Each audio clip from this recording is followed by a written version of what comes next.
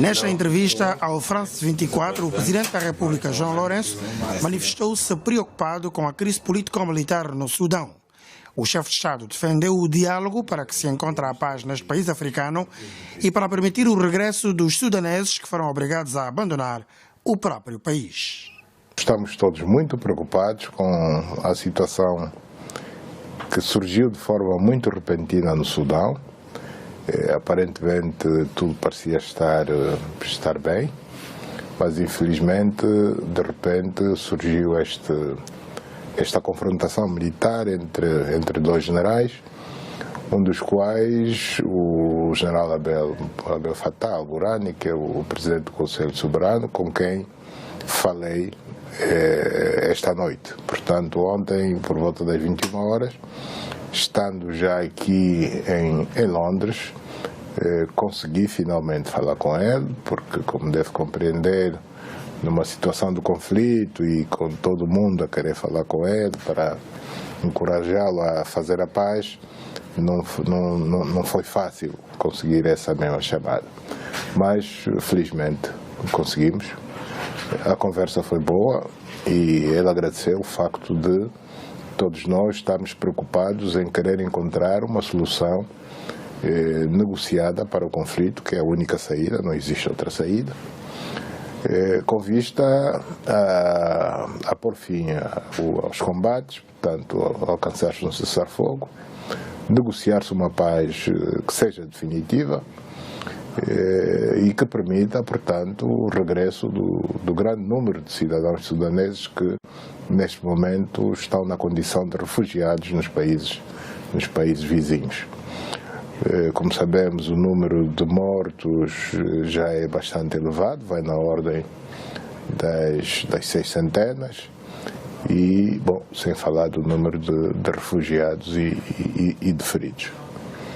Quanto à crise entre a República Democrática do Congo e o Ruanda, o presidente da República, João Lourenço, fez saber que tudo está a ser feito para evitar um confronto direto entre os dois países.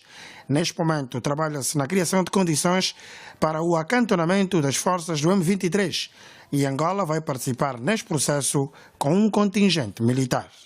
Eu penso que isto não vai acontecer, pelo menos no que depender de nós, tudo faremos para evitar que se chegue a esta situação de confronto direto entre os dois países vizinhos, portanto a RDC e o Ruanda. Sabemos que o M23 até agora está a respeitar o cessar-fogo. O passo seguinte é que, lamentavelmente, ainda não foi dado, mas depende não apenas deles, do M23, como também do próprio país, portanto, da República Democrática do Congo. O passo seguinte é, como sabemos, segundo o roteiro de Luanda, é o acantonamento das forças do M23. Portanto, conseguiu-se cessar fogo. A seguir tem que se fazer o acantonamento para se dar início ao processo de desarmamento e reinserção desses cidadãos congoleses na sociedade congolesa. Portanto, estamos a trabalhar para conseguirmos que se faça o acantonamento. Angola ficou de enviar tropas precisamente para garantir as zonas de acantonamento. Portanto, tão logo as condições sejam criadas nessas regiões de acantonamento, nós temos o nosso contingente preparado para, em poucos dias, portanto, começarem a desempenhar esse papel de garantir a segurança dos elementos do M23 que vão ser acantonados. O presidente João Lourenço abordou também a situação na República Centro-Africana e a presença do grupo Wagner no país da região dos Grandes Lagos. O chefe de Estado disse que o convite para que o grupo esteja em alguns países africanos é da responsabilidade dos respectivos países. Angola está envolvida neste processo de pacificação da República Centro-Africana, mas nunca abordamos o problema do grupo Wagner, porque entendemos que é um assunto que as autoridades do país devem resolver diretamente com o grupo Wagner. A França, portanto, como sabe, retirou-se de alguns países ali da região do Sahel, nomeadamente o Mali. As autoridades malianas, portanto, que estão à frente do país na sequência do golpe de Estado, chamemos-lhe assim, que teve lugar, entenderam convidar o Grupo Wagner. A responsabilidade, em princípio, é deles, deve ser imputada. O chefe de Estado também abordou os golpes de Estado em alguns países africanos, condenou-os e defendeu que o continente deve lutar contra esta tendência. Destacou o papel da União Africana para reverter esta situação para a reposição da normalidade constitucional. Os golpes de Estado são condenáveis e não se pode pensar sequer que os africanos estão satisfeitos com esta situação dos golpes de Estado que estão a acontecer num número cada vez mais elevado. Hoje, numa região muito bem identificada, portanto, na África Ocidental, onde pelo menos 3 países já foram vítimas deste fenómeno, tanto o Burkina Faso, o Mali e a Guiné. E o continente tem que lutar contra esta tendência que parece estar a voltar.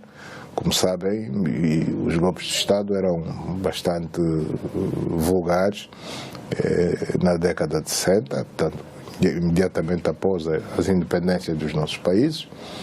Houve um período longo em que a situação estabilizou, porque houve um combate muito acérrimo contra os golpes de Estado. A comunidade internacional condenou de forma muito firme o surgimento do golpe de Estado, mas, infelizmente, ultimamente o fenómeno reversou.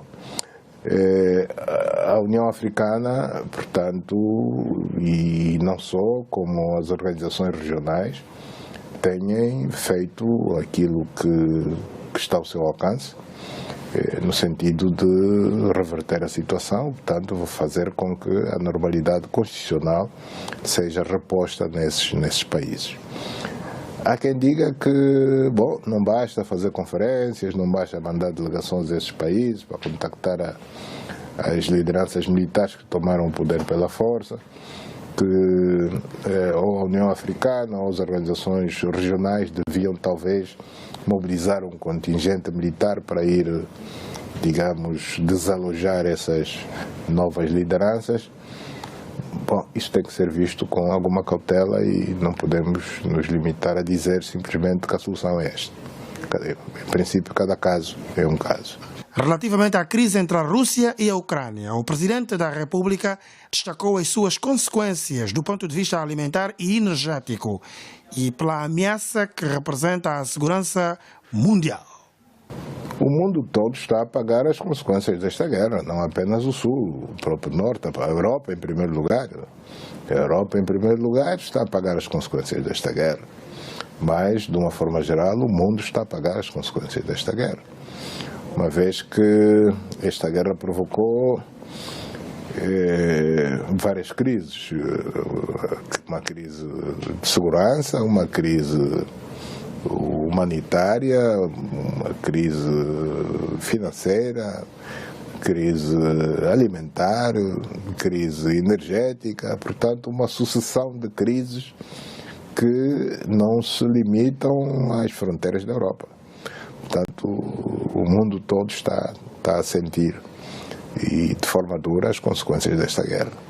Portanto, daí isso ser uma das razões porque todos apelam para que se chegue a um cessar-fogo o mais rápido possível, que se negocie uma paz que seja duradoura, não apenas entre esses 2 países que devem ser amigos, a Rússia e a Ucrânia, mas uma paz que deixe o povo europeu sem sobressaltos durante séculos. Portanto, tem que ser uma paz para a Ucrânia, uma paz para a Europa e, de alguma forma, uma paz para o mundo.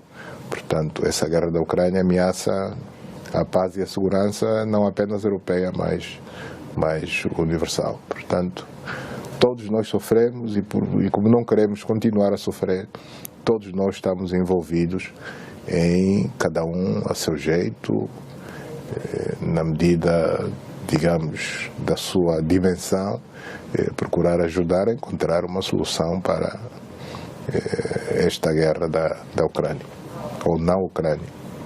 A Rússia e a Ucrânia entraram em guerra no dia 24 de fevereiro de 2022.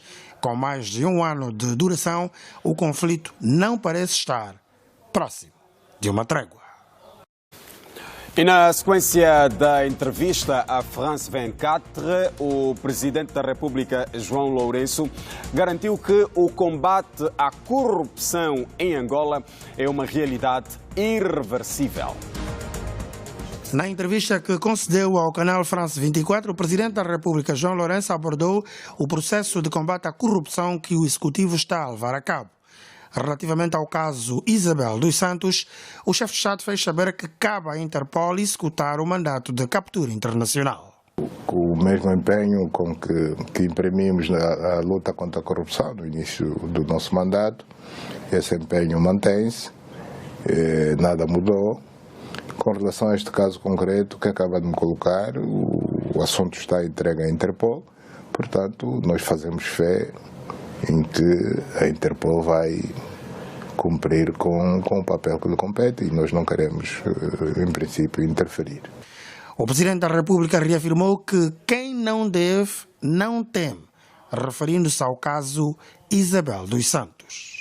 Ela tem contas a ajustar perante a Justiça e é na Justiça que ela se deve defender. E, portanto, costuma-se dizer que quem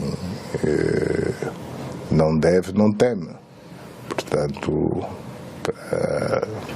deve responder perante a Justiça e alegar o que bem entender perante a Justiça e não na comunicação social. João Lourenço garantiu que o combate à corrupção é a reposição do normal, que tem levado os órgãos de justiça a trabalharem como nunca. Falar-se em reposição do sistema anterior pelo atual sistema, o atual sistema é o de combate à corrupção, portanto, diz bem, é mesmo uma reposição, não é uma continuidade, é uma reposição. Nós repusemos aquilo que era considerado normal por algo que não era normal na altura, que era combater a corrupção. Nunca se combateu a corrupção só está sendo combatida agora no meu mandato. Os órgãos de justiça nunca tiveram tanto trabalho a tratar deste tipo de crime específico. O Serviço Nacional de Recuperação de Ativos da Procuradoria-Geral da República tem difundido números na ordem dos 21 mil milhões de dólares, referente aos bens recuperados no âmbito da luta contra a corrupção.